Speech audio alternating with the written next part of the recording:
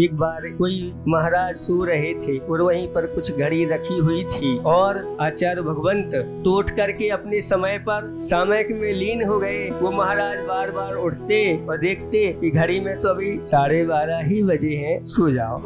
वो सो गए। बाद में उठ करके देखा तो उसमें 12:30 बजे थे, क्योंकि घड़ी बंद थी। आचार्य भगवंत ने सुबह उठ करके उनसे कहा, क्यों महाराज? तो महाराज कहते हैं कि हम ये सोच रहे थे आचार्य जी जल्दी उठ गए हैं। तो आचार्य जी ने कहा, हमें तो देख लेते, तुम घड़ी तो बार बार देख रहे थे।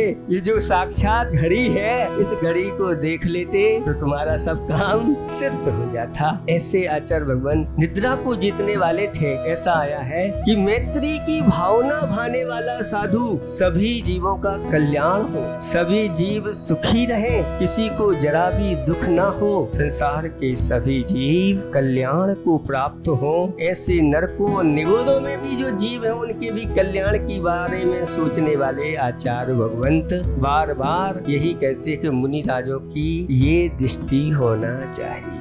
और आचार्य भगवंत तो कई बार उन्होंने अपने प्रवचनों में कहा है कि जिस दिन मुनिराज निरंतर अगर वैराग्य में नहीं निष्ठ रहते हैं तो उनकी रत्नात्रय रूपी संपदा कब लुट जाएगी पता नहीं चलता। इसके आगे और भी कहा, अव्यवहारी कहा, ज्यादा व्यवहार में लीन मत हो, नहीं तो व्यवहारी ही बन जाओगे, असंयमी बन जाओगे, संयम नहीं रहेगा। इसलिए आप व्यवहारी कहा, अपने आप में रहने का आनंद लो। हे बपात्माओ, हे मुनिराजो, आपने रत्नात्रय धारण किया है, अपने आप में लीन रहने की। लेकिन ऐसे महाराज पसंद कम आते हैं लोगों को कि जो अपने आप में लीन रहे। ऐसे कई महाराज यहाँ से निकल गए होंगे अच्छी अच्छी चर्या के धारी, जो अपने आप में लीन रहते हैं, 4 लोग भी लेने नहीं पहुँचे होंगे। हो जाता है, कई बार ऐसा हो जाता है। अपने आप में लीन रहने की ये कला, अपने आवश्यकों में लीन रहने की कला अद्भुत है बंधुओं। ऐसे साधु जहाँ मिल जाएं जो अपने आवश्यकों में निरंतर लगे रहते हैं, ज्ञान ध्यान तपो रक्ता तपस्वी सा